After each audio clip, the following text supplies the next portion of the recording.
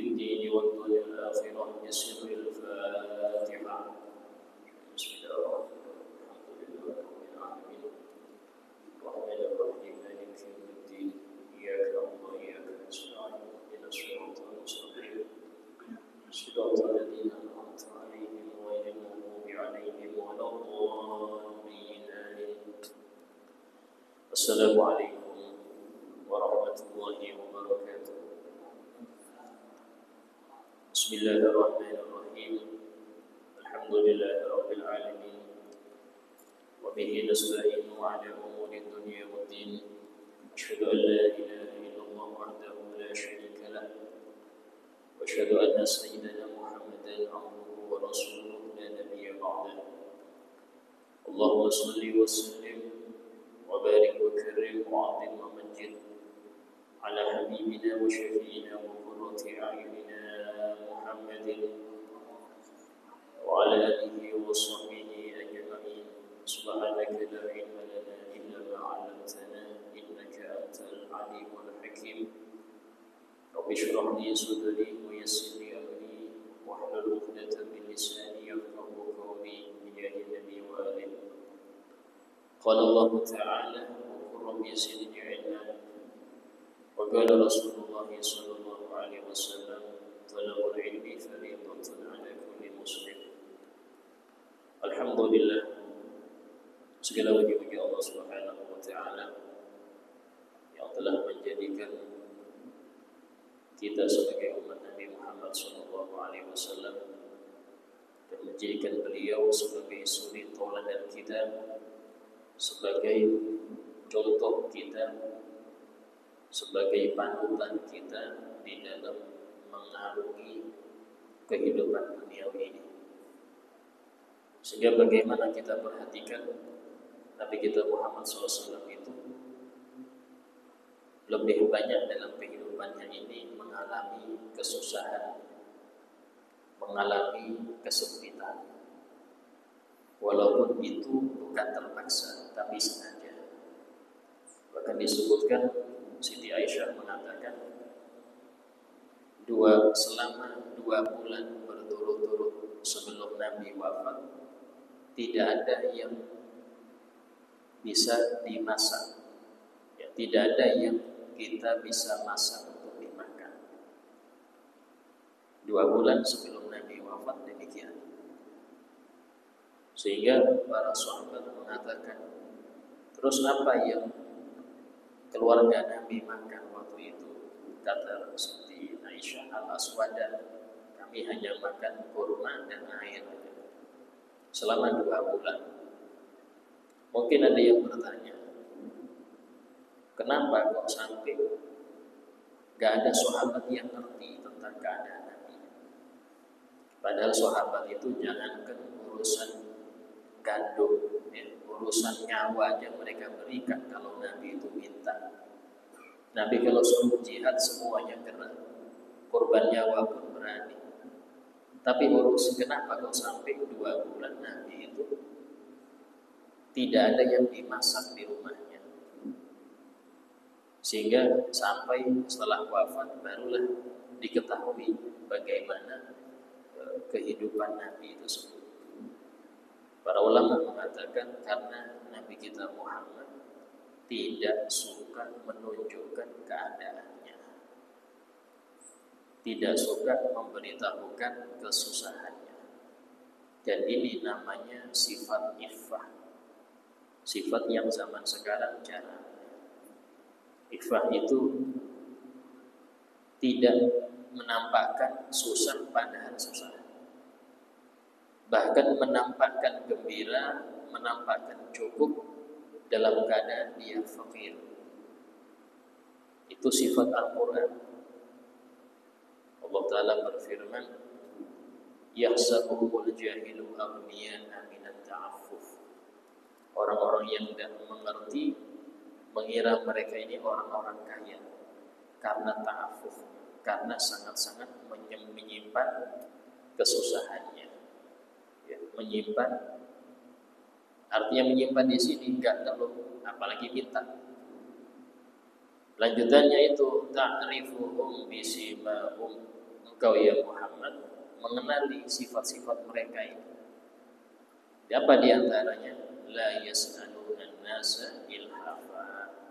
Mereka ini enggak pernah meminta kepada orang, enggak pernah menampakkan. Minta itu tanda butuh ini berbeda. Karena cukup dengan pengetahuan Allah kepada mereka, dan Allah Maha tahu akan keadaan, sehingga Nabi Muhammad seperti itu. Dan ini sering bahkan disebutkan oleh Siti Aisyah, dan ini sepeninggal Nabi semua, setelah Nabi wafat semua itu. Karena Nabi melarang istri-istrinya untuk menampakkan mereka ini susah, tidak boleh. Ya. Siti Aisyah mengatakan di rumah Nabi itu kalau kita makan siang berarti malam tidak makan. Kalau makan malam berarti pagi besok dan siang tidak ada makanan. Kenapa? Saking kurangnya. Dan itu ikhtiar, itu bukan terpaksa, tapi memang Nabi milih itu. Dalil milih itu maksudnya kayak apa? Nabi itu pernah memberikan ke satu orang sahabat itu sampai ribuan kambing. Ribuan kambing Nabi kasih. Berarti Nabi bukan miskin, kaya. Terus apa yang menyebabkan beliau itu sampai kurang gitu, sampai istilahnya makan itu betul-betul tipis, kurang? Karena Nabi gak pernah nyimpen. Nah ini, saking yakinnya dengan jaminan Allah, sekarang dapat banyak, sekarang dibagi. Kalau kita enggak, kita itu sekarang dapat banyak, dan dulu ini kita masih hidup lama nih, simpan dulu, simpan. Nabi enggak. Kalau Nabi Muhammad SAW itu dapat banyak langsung bagi. Setelah istri-istrinya sudah dapat jatah, lebihnya dibagi, dinafkahkan, infakkan. Urusan besok makan apa ada, rezeki besok. Jadi motonya Nabi kita Muhammad SAW itu sesuai dengan firman Allah dalam hadis qudsinya. Ya bani Adam, la tas'alni rizqatin. Wahai manusia, jangan engkau minta kepadaku rezeki besok. Kama la atlubuka ibadatul waqt. Sebenarnya aku tidak menuntut engkau untuk ibadah hari esok. Hari ini kerjakan hari ini. Besok datang meninggal apa hidup. Allah tidak pernah menuntut kita ibadah besok. Karena kita tidak jamin bisa hidup besok. Karena itulah, wahai manusia, kata Allah, jangan nuntut rezeki besok. Sekarang. Nah, itu yang diambil Nabi kita Muhammad. Bahwasanya saking khawatirnya lamanya dihisab nanti di akhirat, sampai beliau itu enggak berani nyimpen. Saking takutnya hisab yang lama, dihitung yang lama nanti di akhirat, enggak berani nyimpen. Karena itulah apa yang beliau dapat langsung disedekahkan. Bahkan disebutkan Nabi itu enggak punya rumah. Nabi itu enggak punya rumah. Rumah beliau yang ada itu dibangunkan sahabat, bukan rumah beliau. Dan semua rumah Nabi itu dibangunkan oleh para sahabat. Dan Nabi enggak mengatakan itu miliknya. Karena itulah Nabi itu enggak punya warisan. Enggak ada warisan dari Nabi Muhammad SAW. Karena enggak ada yang ditinggalkan. Warisan Nabi apa? Ilmu. Sehingga dalam hadis Nabi bersabda, nahnu ma'asyarul anbiya la nurithu dinaron wa la dirhama. Kami para nabi itu enggak ada warisan dinar atau dirham, enggak. Wa innama warathul ilm. Kami mewarisi ilmu agama.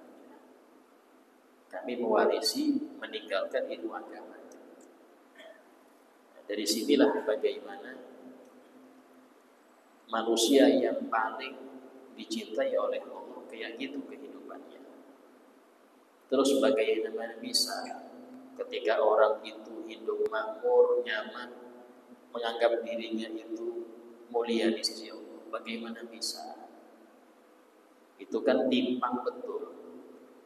Artinya di sini gak ada sangkut pautnya kemakmuran orang di dunia tanda dia makmur di akhirat, gak ada hubungannya. Sengsaranya orang di dunia berarti di akhirat sengsara, gak ada hubungannya juga.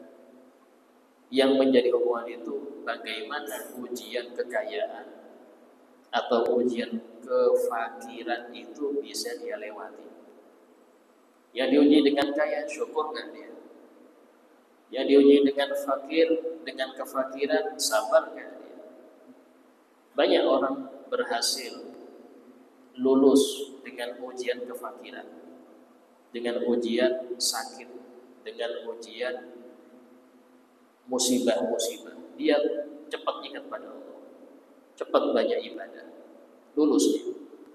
Tapi jarang yang lulus ketika diuji dengan kekayaan, diuji dengan kesehatan. Banyak yang gak lulus, banyak yang gak naik kelas gara-gara itu.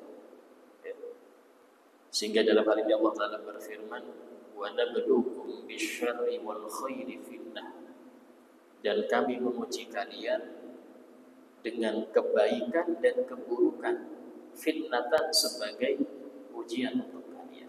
Itu semua ujian dari Allah. Dan termasuk daripada akhlaknya para anbiya yaitu bisurul amal, pendeknya angan-angan. Kalau orang panjang angan-angan pasti banyak nabung, pasti dia punya rencana-rencana. Ya itu. Tapi kalau pendek amal kayak Nabi gak ada nabung. Dan yakin rezeki besok ada sendiri. Rezeki untuk esok ada sendiri, sebagaimana rezeki hari ini. Itu Nabi kita Muhammad. Karena itulah beliau itu sering gak ada yang dimakan, bukan karena kefakiran, karena gak betah ada uang di rumah. Besok. Ya. Nah ini itu akhlak yang banyak ditinggalkan oleh umat Nabi. Kalau kita bilang itu berarti melenceng dari sunnah Rasul. Kita ini banyak melenceng dari sunnah Rasul kita ini. Ngaku-ngaku ahli sunnah wal jamaah, tapi banyak melencengnya. Gak ngikutin cara hidup Nabi kayak apa. Dikatakan di sini, Al-Habib Al-Haddad menyebutkan bahwasanya kelompok kedua di dalam angan-angan itu, mereka punya angan-angan, ya, kan tetapi tetap giatnya mereka mengejar akhirat, ya, itu tidak terkalahkan dengan angan-angan tersebut. Itu tetap ada angan-angan, cita-cita ada mereka punya, dan sebab itulah mereka itu tetap bisa hidup, tetap bisa kerja. Sebab kalau sama Allah dicabut angan-angan mereka, maka mereka nggak akan mau kerja lagi. Wis hidupnya baca Quran, sholat, sampai wafat. Nggak peduli lagi anak istri. Kalau dicabut angan-angan itu. Kenapa? Karena kelompok yang kedua ini, mereka tidak diberi kekuatan batin seperti para nabi atau para wali. Dari sinilah dikatakan termasuk daripada angan-angan itu ada yang bentuknya rahmat. Angan-angan tapi bentuknya rahmat. Maksudnya apa? Artinya bahwasanya angan-angan tersebut seumpama tidak ada, maka urusan duniawi akan rusak. Pasar libur, gak ada yang kerja, gak ada yang istilahnya ke kebun, ini gak ada. Kenapa? Karena yakin jaminan Allah pasti ada. Gak ada yang usaha, yang ada cuma perbanyak zikir, perbanyak ini. Kalau memang angan-angan itu dicabut dari mereka, tapi Allah kasih sedikit agar mereka ini bisa melanjutkan hidup, agar mereka ini sekarang tampak model sekarang ini macam-macam dari buatan orang itu banyak. Kenapa? Karena mereka punya cita-cita. Coba dicabut itu cita-cita, gak ada yang bikin-bikin kayak gini, gak mikir orang lagi yang mempermak ini, gak ada mikirnya baru mempermak akhirat aja. Bikinnya mereka kayak apa, mempermak alam barzah saya kayak apa itu. Tapi Allah kasih mereka kasih lalai sedikit agar gak terlalu fokus. Sebab kalau dibuat fokus full kayak para nabi, gak ada hiasan duniawi, gak ada hiasan, gak ada yang bikin baju macam-macam kayak gini, gak ada. Tapi Allah kasih sebagian orang itu angan-angan agar bisa meramaikan dunia jadi ramai, banyak buatan-buatan orang, mau jalan raya, mau rumah begini banyak, model-modelnya banyak. Ya, itu pun bukan semua kebaikan. Banyak orang terlalaikan dari itu, dianggap tujuan hidup ya sini sudah. Gak tahu kalau umurnya habis ini habis. Sehingga disebutkan waqad balaghana anna Allah Ta'ala lama akhraja dzurriyyata Adam alaihissalam, ketika Allah Ta'ala mengeluarkan anak cucu Adam dari punggungnya dia Adam, dikeluarkan di hari Yaumul Mitsaq, hari pengambilan sumpah, yaitu di alam arwah. Jadi miliaran anak Nabi Adam ini. Maka malaikat itu ketika melihat banyak sekali, mereka mengatakan, ya Rabbana, ya Allah, la tasamud dunia, di bumi gak cukup kalau mereka sebanyak ini. Kalau mereka sebanyak ini gak cukup. Maka Allah berfirman, inni ja'ilun mautan, aku menciptakan kematian. Gak semua hidup full, pasti ada yang mati. Makanya aku ciptakan kematian biar jumlah itu tetap stabil. Faqalu, maka malaikat mengatakan, la yahnahul aish, kalau seperti itu ya Allah, maka kehidupan ini gak bikin mereka gembira. Bagaimana bisa gembira? Orang yang tahu akan mati, orang yang ngerti pasti akan mati, apa bisa tenang hidup? Kalau ngerti hakikatnya, maka Allah menjawab, inni ja'ilun amala, aku menjadikan angan-angan, yaitu yang bikin mereka itu lupa mati. Tak kasih angan-angan biar mereka lupa mati, sehingga harus melanjutkan hidup ini, harus melanjutkan hidup. Tapi yang porsinya kebanyakan jadi lalai. Yang porsinya kebanyakan jadi lalai. Yang gak punya angan-angan sekali, sama sekali gak ada angan-angannya, kalau bukan level nabi atau wali, maka akan dianggap gila oleh orang sekarang. Kenapa? Karena dia ibadah aja, gak mikir dunia. Orang sekarang anggap dia gila. Tapi ini orang-orang yang waras, justru yang gak mabuk dunia, dia dibuat waras oleh Allah. Dan disebutkan dari Nabi Muhammad SAW, innal malaikata yaqulun li ahlil mayyit idzan sarafu an qabri, ketika keluarga mayit itu pulang dari kubur, sudah mereka dikubur mayit ini selesai, kemudian mereka pulang, keluarga mayit ini, anaknya, istrinya, saudara-saudaranya, teman kerabatnya itu pas pulang, maka malaikat mendoakan. Malaikat itu mendoakan. Didoakan di sini, mereka berkata, insorifu ila dunyakum. Ayo, sekarang kalian bergaslah ke dunia kalian. Ansakumullah mautakum. Semoga Allah membuat kalian lupa mayit kalian. Dan jelas malaikat itu gak mungkin doakan jelek. Artinya di sini, Semoga Allah memberi kalian angan-angan agar kalian lupa. Kalian semua nanti akan nyusul dia. Akhirnya tetap seminggu 2 minggu lupa sudah dengan yang meninggal. Kayak biasa. Padahal dia ngerti nanti juga nyusul ke situ. Coba keadaan di hari ayahnya wafat. Itu masih ada di hatinya tiap hari. Tiap hari dia tidak akan semangat hidup. Lemes ya. Ke pasar mati juga. Ke kebun mati juga. Mesti nyusul juga ayah.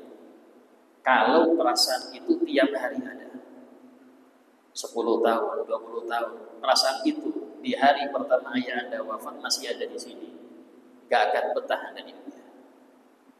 Tapi berkat malaikat doakan, semoga Allah membuat kalian lupa mayit kalian.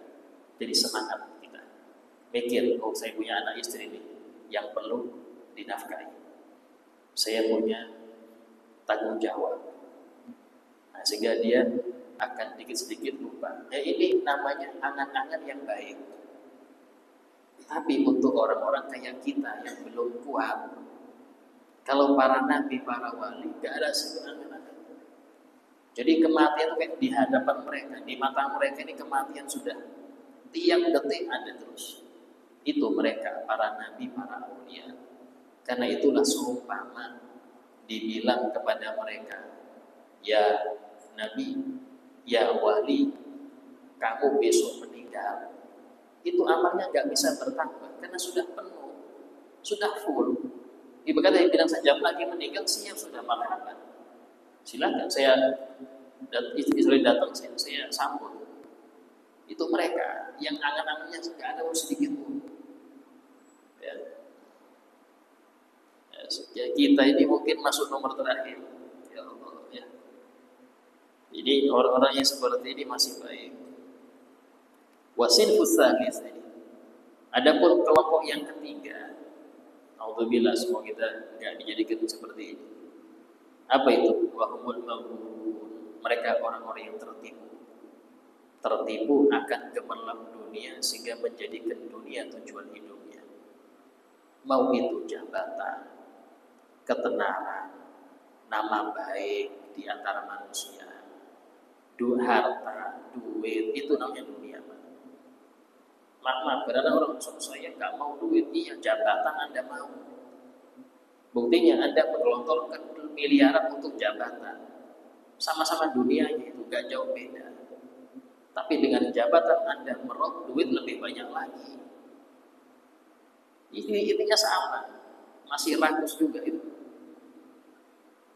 Jadi kelompok ketiga ini mereka orang yang tertipu. Al-hamko yang dulu sudah tertipu dulu lagi. Alladzina thala 'alaihimul amal jiddan. Yang sangat panjang angan-angan mereka ini. Sangat panjang. Program itu sampai 1000 tahun. Dia hidup mungkin normalnya 60, tapi dia punya program sampai 1000 tahun. Saking lupanya akan akhirat. Sampai-sampai angan-angan itu membuat mereka lupa akan akhirat. Kayak mereka itu tidak mungkin mati.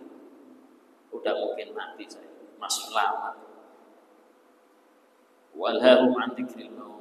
Dan itu membuat mereka lalai dari ingat mati. Waqbalu bi qulubihim ala mahmid dunia. Dan mereka fokus kepada ngejar dunia bukan cuma dengan badan mereka, sampai hati mereka pun fokus. Saking fokusnya sampai gak bisa tidur. Gak bisa tidur, kenapa? Badan capek, tapi otak mikir terus. Kayak apa berhasil, kayak apa sukses, kayak apa berkembang, kayak apa terus. Dia capek badan, istirahat tapi gak bisa tidur. Kenapa? Mikir. Bahkan uang banyak masih mikir. Apa mikirnya? Jangan sampai diambil orang. Bahkan satpamnya sendiri itu dicurigai. Satpamnya sendiri yang bayar keamanan dia curigai, kasih CCTV lagi. Saking gak percayanya dengan orang akan keamanan duitnya. Yang seperti ini gak bisa tidurnya. Kalaupun bisa tidur, dia butuh obat tidur banyak. Sangat jauh nikmatnya dengan orang yang dia ini gak punya apa-apa, gak punya rumah. Tapi kalau sudah ngantuk, ya cari tempat di bawah pohon rindang tidur, sakoro aman. Orang kaya lihat itu iri, ya Allah enak betul. Di samping jalan, gak khawatir dengan suara knalpot, suara gak khawatir, tidur nyenyak. Saya keliling nyari tidur gak dapat. Kenapa? Karena dia gak dipikirkan. Sekarang siapa yang menikmati dunia ini? Yang di mobil apa yang di bawah pohon rindang itu? Kalau kita mau mikir, yang nikmati dunia ini siapa? Kita nganggap nikmati dunia, padahal bukan. Kita ngejar dunia, gak nikmati. Ngejar dunia, tujuannya mau nikmat, belum sempat nikmat meninggal duluan. Apakah itu yang dicari? Apakah itu yang Anda cari? Ya, kalau dia pikir, ini lebih nikmat ini orang menikmati hidup ya. Masya Allah. Itu kalau kita pikir seperti itu ya. Sehingga itu namanya orang dipermainkan dunia di situ. Dia anggap menikmati dunia, tidak. Dia dipermainkan dunia. Dipermainkan dunia. Saya punya teman itu di Jakarta. Itu dia punya tetangga. Jarang sekali ketemu anaknya dalam keadaan bangun. Ya, padahal kantornya itu gak sampai 10 km, gak sampai. Dia berangkat jam 4, belum subuh. Waktu berdiri macet. Nyampe kantor itu, sholat itu di masjid jalan, di jalan sholat. Cari masjid terdekat sholat. Ya, nanti pulangnya jam 11 malam anaknya sudah tidur.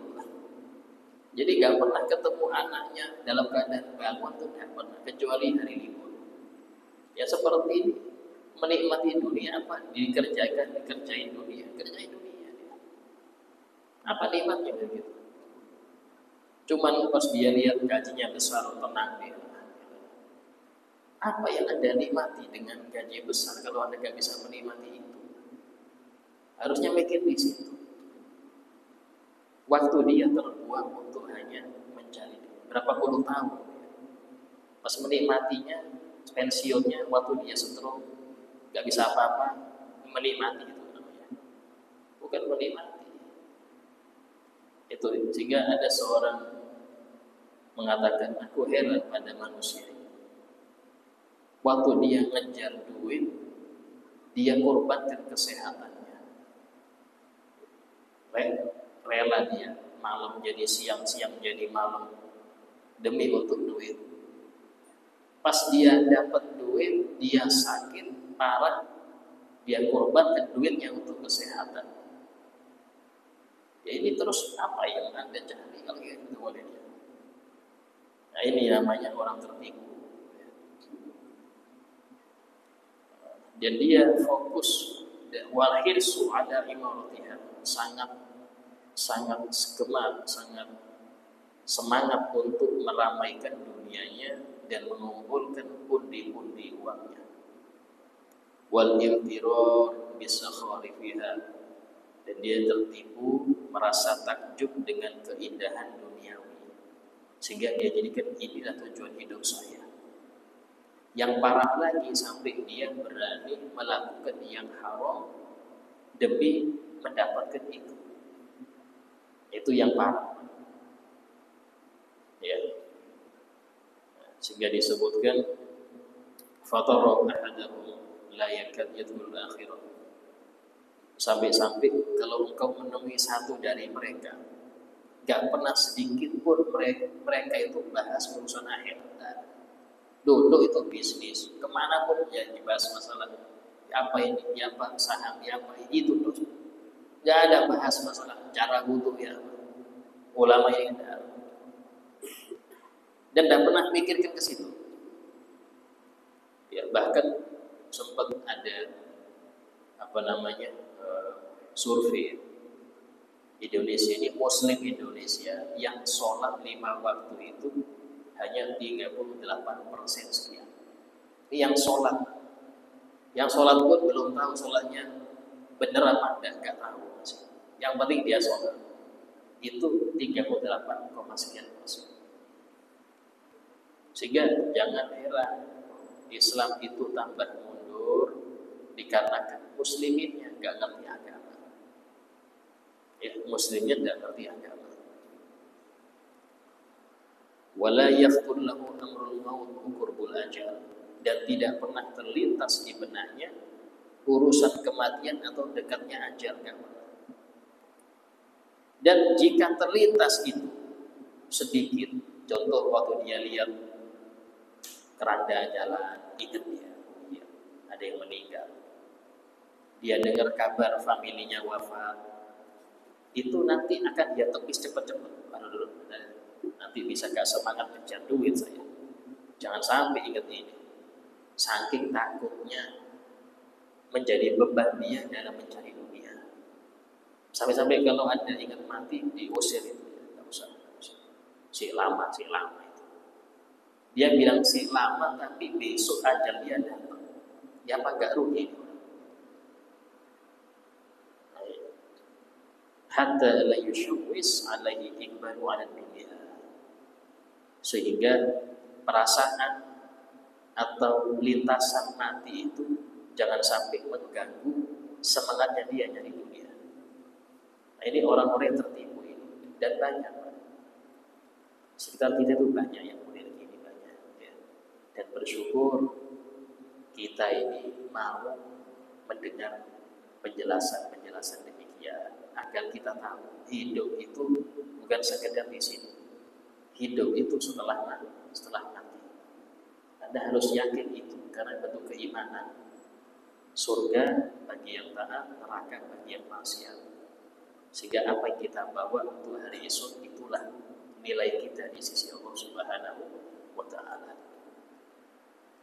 Insyaallah untuk yang akan datang kita bahas akan bab yang baru ya, tentang masih di dalam penyakit hati.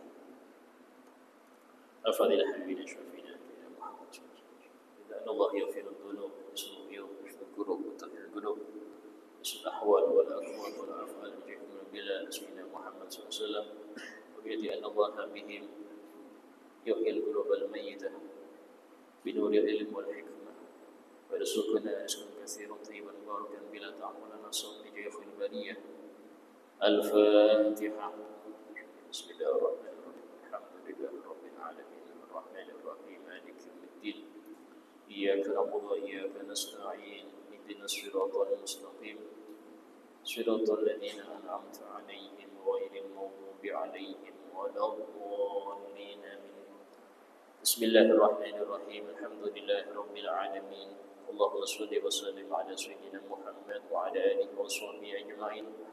ربنا انفعنا بما علمتنا ربي علمنا الذي ينفعنا ربي فقهنا وفقه أهلنا وقراباتنا في ديننا ربي وفقنا وفقهم لما ترتضي قولا وفعلا كرما وارزق الكل حلالا دائما وأخل أتقياء لما نهضى بالخير ونفى كل شر ربنا واصلح لنا كل شؤون وخير بالرضا منك العيون وقض عنا ربنا كل الديون قبل أن تأتينا رسل المنون ربنا آتنا في الدنيا حسنة وفي الآخرة حسنة وقنا عذاب النار وصلى الله على سيدنا محمد وعلى آله وصحبه وسلم والحمد لله رب العالمين. السلام عليكم ورحمة الله.